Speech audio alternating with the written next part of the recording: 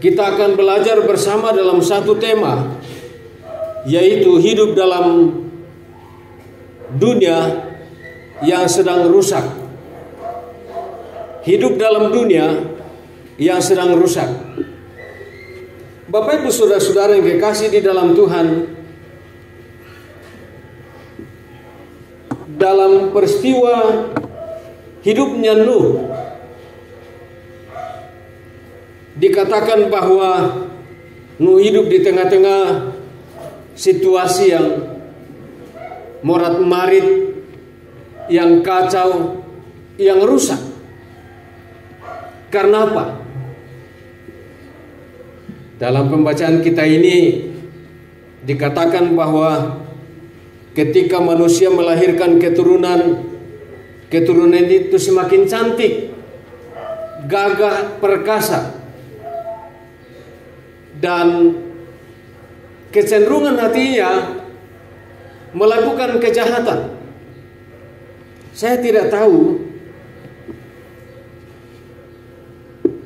apakah karena sombong dengan kecantikannya, sombong dengan kegagahannya, atau keperkasaannya, maka semakin cenderung melakukan kejahatan dalam kehidupannya.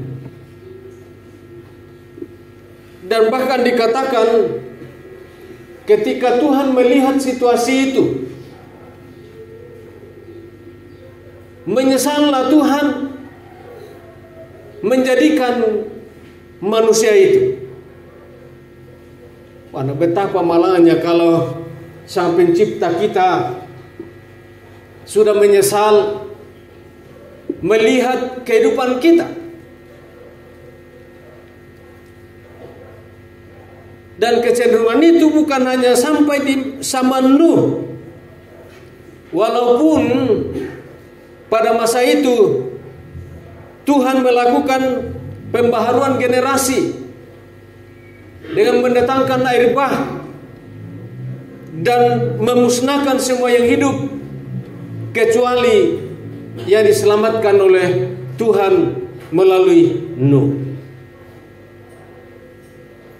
Sampai generasi Sodom dan Gomora dan beberapa peristiwa akhir-akhir ini, longsor, banjir, gempa bumi, dan bahkan likuifaksi.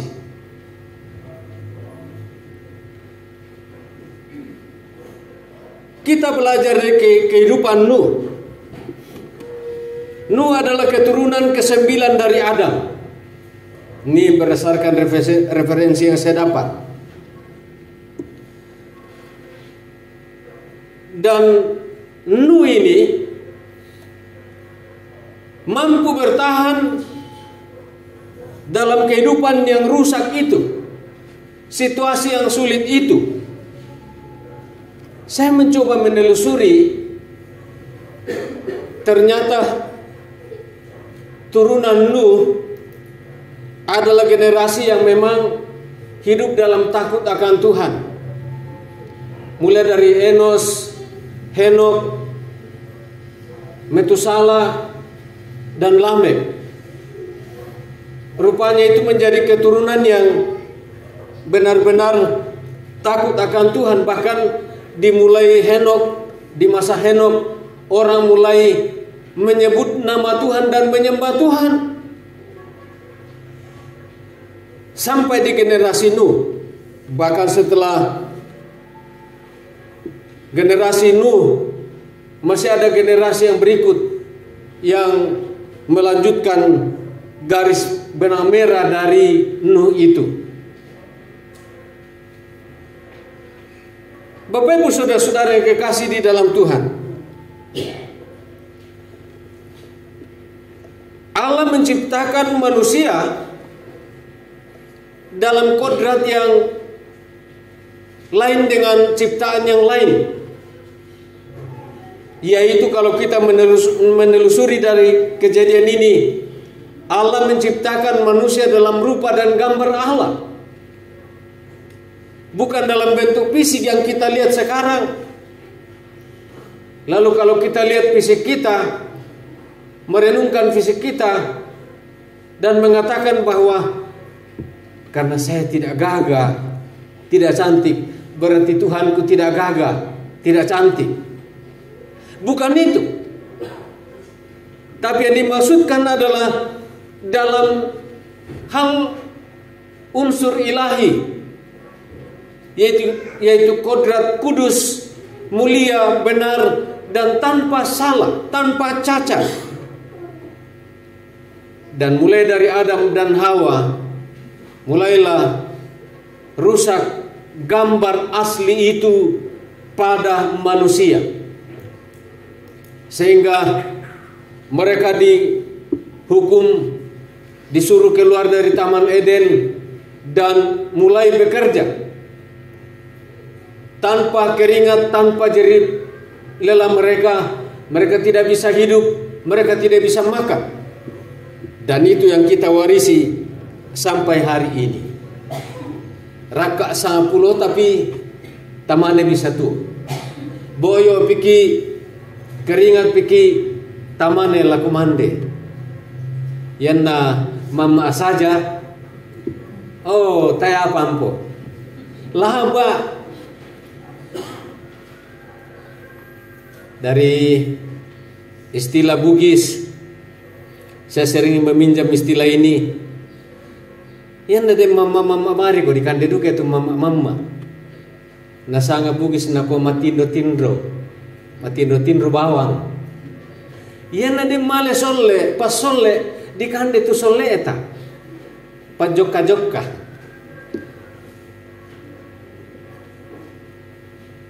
Ya duka nade no mari dikande duka tu no kota. Dikandre rumah tudang-tudang.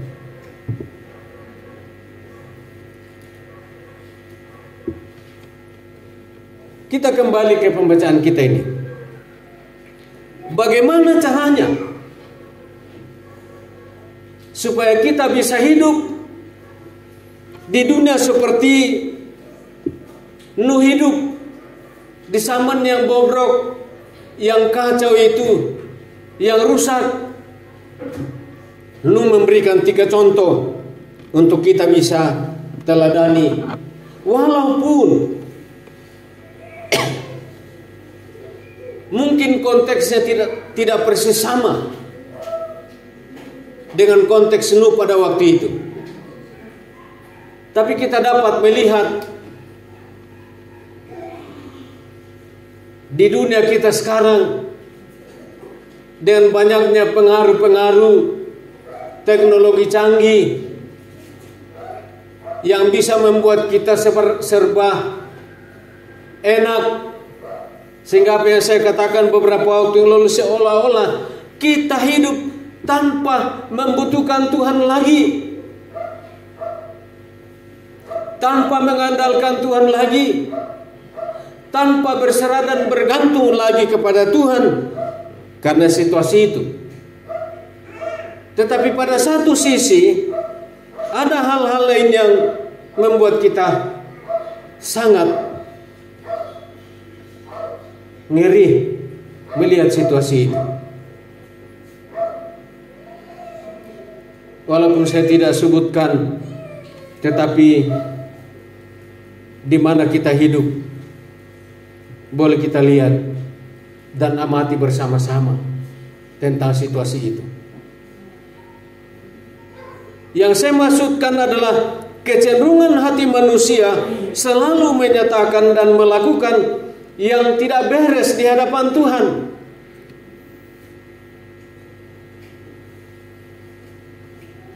Kalau tadi bangsa yang hidup sesaman dengan Nuh, cantik-cantik, tanpa magic sweat,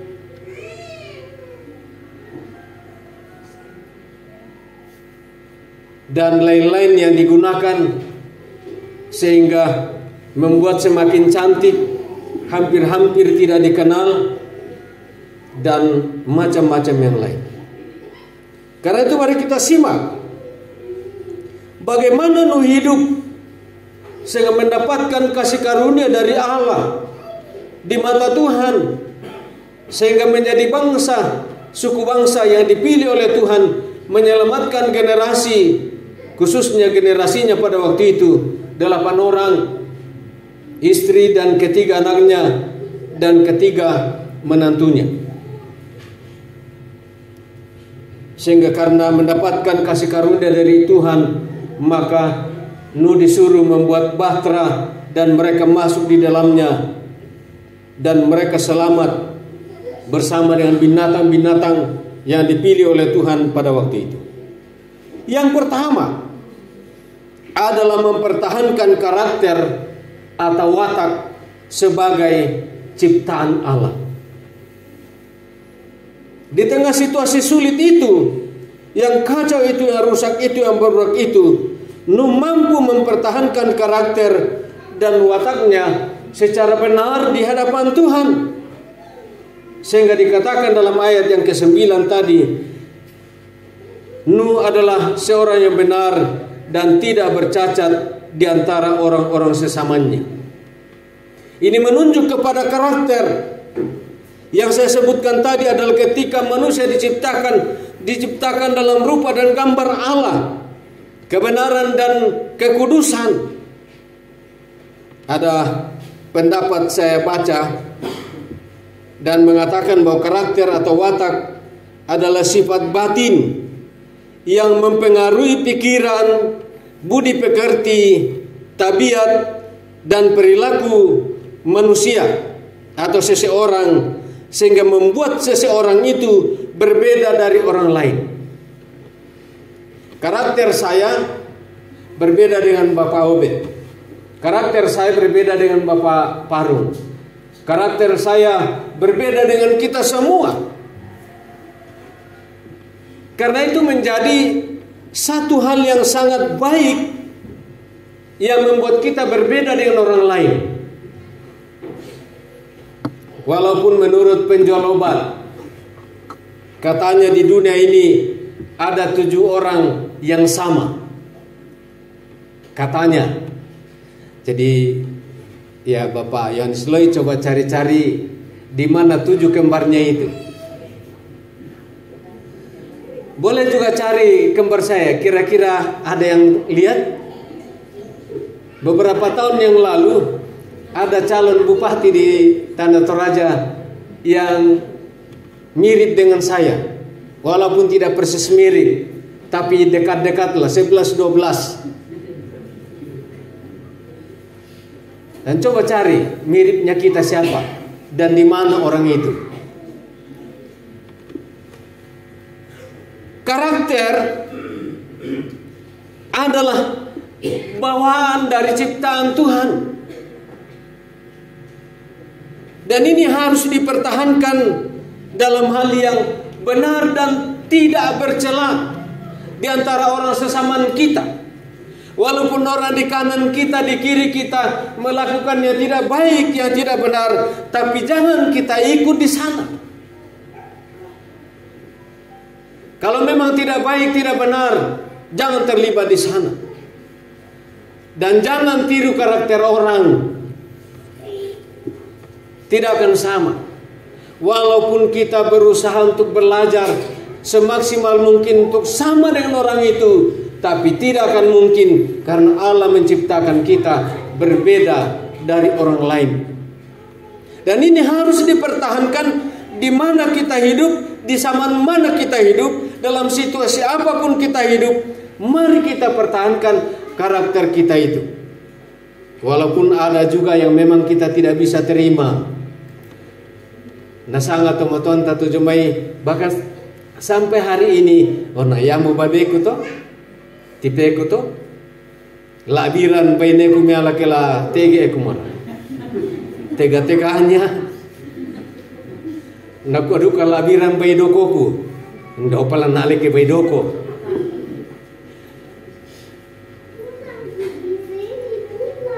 Tapi yang saya maksudkan di sini adalah dalam tanda kutip yang benar.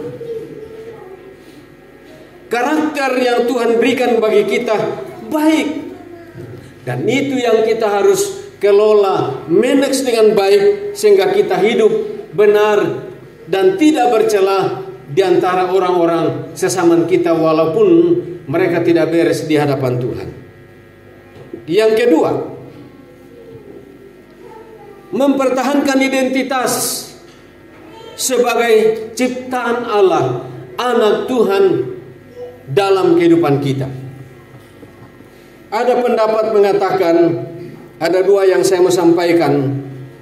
Identitas adalah refleksi atau aktualisasi diri atau cerminan diri yang berasal dari keluarga, etnis, adat, budaya dalam proses sosialisasi.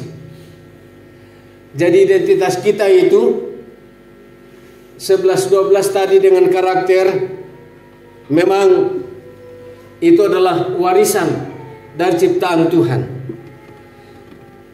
Tetapi harus direfleksikan, diaktualisasikan dalam kehidupan bersosialisasi.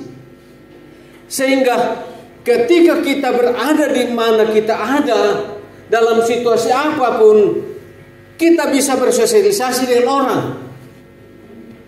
Dawa miko kumua wana total nama apa tongan tuku si tetangga jadi tak kula bergaul.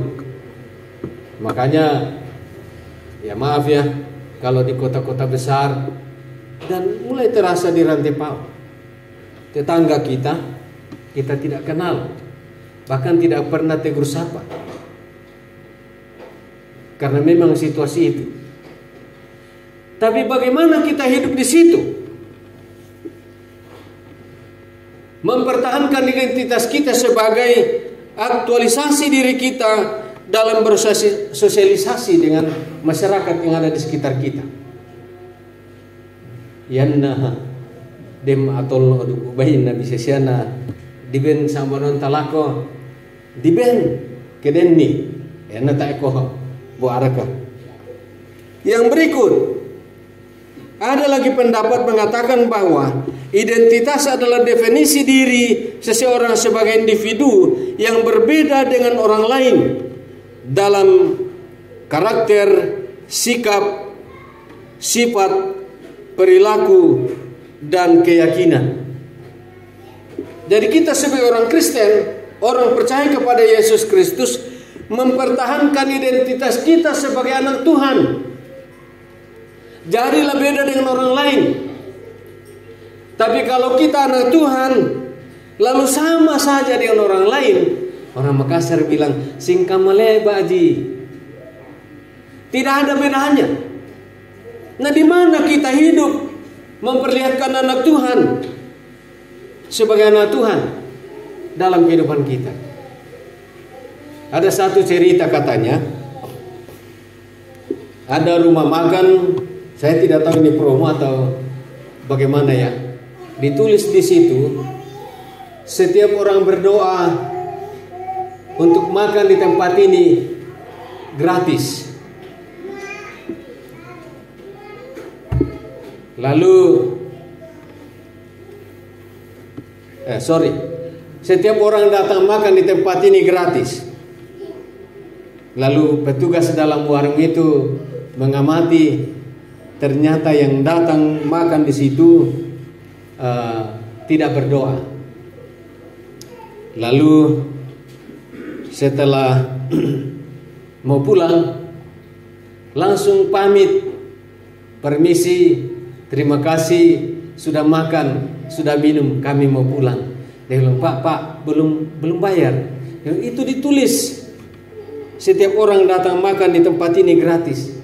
Tapi tadi kami mengamati, Bapak tidak berdoa, tidak mendoakan warung ini, jadi maaf, tetap bayar. Saya maaf ya, melihat memang ini satu hal yang sangat penting. Dan kalau saya pergi ke satu tempat, termasuk waktu urus IMB, Pak Mika katakan kita pamit pulang. Saya bilang, bolehkah kita berdoa dulu? Ibu Rafeni langsung bilang, oh iya boleh Pak. Jadi kami berdoa. Setelah berdoa baru kami pamit pulang. Dan beberapa saya punya pengalaman waktu pindah dari Makassar ke Sorako, ada ekspedisi orang Cina dan kebetulan orang Katolik punya. Lalu saya tanya, berapa ongkosnya ini Pak? Pengiriman barang kami dari Sorako dari Makassar ke Sorako. Dia bilang, gampang itu Pak Pendeta. Gampang aja itu. Nanti dihitung. Yang penting Bapak doakan kami. Saya bilang, bolehkah kita berdoa? Langsung berdoa. Selesai berdoa, langsung dia bilang, sudah lunas Pak Pendeta. 1,5 sudah lunas. Ini luar biasa. Dan beberapa pengalaman yang lain yang kami punya. Selesai berdoa, langsung beres, lunas. Nah inilah tanda, ciri kita, identitas kita, di mana kita berada, termasuk dalam hal keyakinan kita harus beda dari orang lain. Menampakkan itu kepada orang lain. Makanya paling tidak terima kasih Tuhan Yesus memberkati dalam kehidupan selanjutnya. Itu sudah luar biasa. Mari kita membuktikan identitas kita. Walaupun identitas orang lain tidak jelas, tetapi kita harus menampakkan identitas kita itu dalam kehidupan kita tatkala kita hidup di dunia yang seperti Nuh hidup itu. Yang ketiga, mempertahankan hubungan yang kuat dan permanen dengan Allah. Dalam bagian terakhir ayat 9 dikatakan bahwa Nuh itu hidup bergaul dengan Allah. Kalau bergaul dengan Allah berarti selalu bersama-sama dengan Allah, dekat dengan Allah, berkomunikasi dengan Allah dalam hidupnya. Kenapa yang saya katakan tadi? Sekarang mau pergi, ada sesuatu yang kita butuhkan, seolah-olah tanpa Tuhan bisa jadi. Kenapa? Saya mulai membandingkan waktu dulu, tapi biasa nak kopi atau temo indah soko midolo dadi. Siapa suruh duluan lahir? Ya tuh kami pisan muraikan kumande teh ape kande. Iya kan? Totemo apalah murai di kande. Siap. Beberapa hari yang lalu kami cerita, tapi ini maaf, kehidupan di kampung-kampung dulu, syukur bisa orang tua kita hidup dan berhasil menyekolahkan anak-anaknya, termasuk kita generasi sekarang. Coba bayangkan, kita ini dua kayu, nah di leto-leto, ya karena di sasa sibiti, tona satu kodong dua, beden pekumilan ile. Kulambi paton nanu. Nayan aku mande mo kani pa syukur waktu itu budak-budak saya tu barak di Pasinasu 2. Jadi bisa dia itu dua anak. Na denjo te tu grinding nadi rondo sama roko sulu. Sabata na roko di kande. Apa boleh ke den seutan batu don kacang panjang sama batu don bayam batu dan bulu nangko taroko di kande. Ditolok oi bangari di kande. Saya ke daerah-daerah yang lain, kuku ami pondok dika, mapandi jo kampungku tapi lagi mapandi pandai temai. Kenapa? Ya tuh kami pisan kupakarena budak-budak siapa na mbay seimbang dua. Tapi dika tu daerah senga, dileto-leto si kapuana Ya tu bo najo sini saarijo. Iya, betul. Nayan na yale dipilih itu bo najo di kande. Tak ada dia. Terpaksa dipaksa di kande tu dua anak supaya diaki. Apalagi ke dipaksa kande duk ubai. Wah mamiliu. Waduh, luar biasa. Kukilalai kukuai mapandi jo kampungku, tapi lebih mapandi ngopan de temai. Tapi itu namanya kehidupan dulu. Tapi sekarang luar biasa.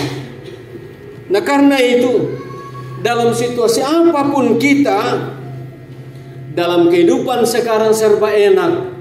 Lamalik ila kumangkasa, bisa mikima pesawat, bisa kima bis, tanpa berhari-hari seperti dulu. Ke Palopo itu katanya 1 minggu jalan kaki. Dulu. Ke Makassar jalan kaki. Karena belum ada mobil.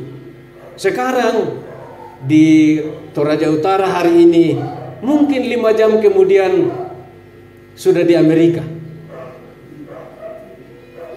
Kecanggihan dunia. Dan disitulah orang serba gampang dan seolah-olah tidak membutuhkan Tuhan lagi.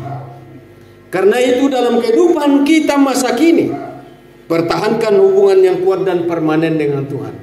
Anggap itu sebagai satu hal yang utama dan penting dalam hidup kita, yang kita harus utamakan dalam kehidupan kita, sehingga kita benar-benar seperti Nuh, mampu bertahan dalam situasi rusak yang bobrok, yang tidak menyenangkan. Apalagi kalau itu membuat Tuhan menyesal melihat umatnya pada waktu itu. Jangan sampai kita hidup seperti orang-orang sesama Nuh. Tuhan menyesal melihat kita. Tuhan menyesal menjadikan kita karena ulah kita dan perbuatan kita. Tapi mari kita seperti Nuh. Bagaimana kita hidup di tengah situasi yang rusak itu? Pertahankan karakter kita yang berkenan kepada Tuhan, yang benar dan tidak bercela. Pertahankan identitas kita. Tunjukkan perbedaan kita dengan orang lain dalam keyakinan kita kepada Tuhan, sehingga kita tampil beda dari orang lain, dan hubungan kita yang tetap dan kuat dengan Tuhan, sehingga kita akan tetap menjadi orang yang berkenan kepada Tuhan dan mendapatkan kasih karunia dari Tuhan dalam perjalanan hidup kita, sehingga kita menjadi berkat bagi banyak orang, bahkan menjadi penyelamat, juga menyelamatkan orang lain di sekitar kita karena kehidupan kita yang mampu bertahan dalam kehendak Tuhan. Amin.